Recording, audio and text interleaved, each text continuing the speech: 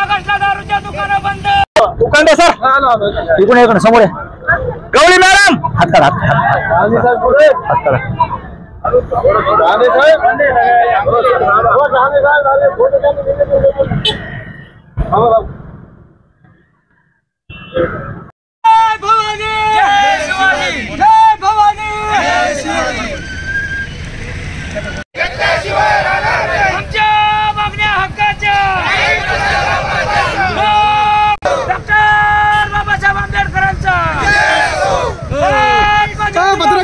त्या मागणीसाठी आपण या ठिकाणी रास्ता रोको केला आणि प्रशासनाने तुम्हाला काय आश्वासन? आम्ही माननीय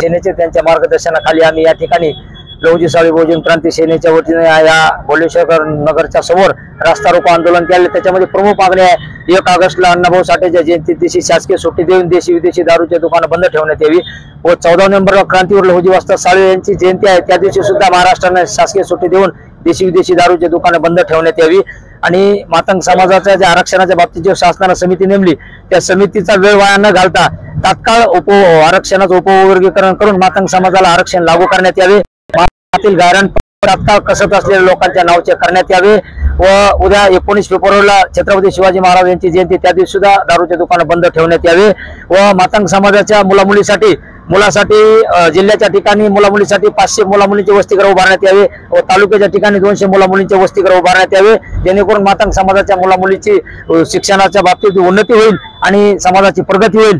या व काही इतर मागण्या घेऊन आम्ही या ठिकाणी भोलेश्वर नगर इंदेवाडी परिसरामध्ये चंतनू पेट्रोल पंपाच्या समोर रस्ता रोको आम्ही या ठिकाणी केलेला आहे। शासनाने सुद्धा या ठिकाणी आम्हाला आश्वासन दिलेले की आमच्या स्तरावरून आम्ही शासन स्तराला या आपल्या मागण्याचं निवेदन पाठवू आणि आमच्या लेवलच्या ज्या मागण्या आहेत जिल्हा स्तराच्या त्या आम्ही मागण्या मंजूर करण्यासाठी 100% प्रयत्न करू आणि शासनाच्या मागण्या आहेत त्या शासन स्तरावर आम्ही पाठवून देऊ। या पद्धतीने आता आम्ही तहसीलचे प्रतिनिधी येऊन या ठिकाणी आमचं निवेदन या ठिकाणी स्वीकारलेलं आहे आणि आमचा रस्ता रोको या ठिकाणी आता आम्ही समाप्त केलेला आहे। नाही मागण्या तुमच्या पूर्ण नाही झाल्यास तुमचं काय नाही याच्या पुढे जर समजा एवढ्या रस्ता रोकोच्या माध्यमातून जे मागण्याचं निवेदन आम्ही दिलेले या माध्यमातून जर आम्हाला न्याय नाही मिळाला आमच्या मागण्या जर मंजूर नाही झाल्या तर याच्यापेक्षा तीव्र स्वरूपाचे आंदोलन करून पूर्ण महाराष्ट्रामध्ये जेलभरो आंदोलन माननीय राधाजी शेळके साहेब यांच्या नेतृत्वाखाली आम्ही केल्याशिवाय राहणार नाहीत आणि या मागण्या आम्ही तात्काळ मंजूर या शासनाने करावा आणि मातंग व बहुजन समाजाला न्याय द्यावा एवढीच आमची अपेक्षा या शासनाकडून करतो।